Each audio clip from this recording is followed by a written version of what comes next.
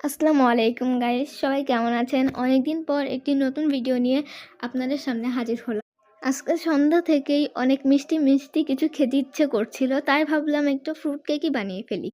আর তাই জন্য বাসায় থাকা সকল ধরনের বাদাম, যেমন কাঠবাদাম, কাজু বাদাম, টুটি ফুটি, কিশমিশ, এছাড়াও ডিম, ময়দা দিয়ে ঝটপট করে বানিয়ে ফেললাম ফ্রুট কেক। কিন্তু দুঃখের বিষয় যে তাড়াহুড়ার কাজ কখনোই ভালো হয় না। কেক বসিয়ে দিয়ে একটু মোবাইল নিয়ে বসলাম। ভাবলাম একটু ইউটিউবে ঢুকি। আর ইউটিউবে ঢোকার পরই শর্টস দেখা শুরু করলাম।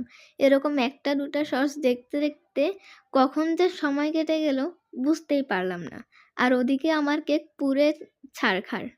আপনারা তো দেখতেই পাচ্ছেন যে আমার এই ফ্রুট কেকটার অবস্থা কী হয়েছে। নিচের অংশটা পুরোই পুড়ে ছারখার হয়ে গিয়েছে। সাইডেও কিছু কিছু পুড়ে গিয়েছে।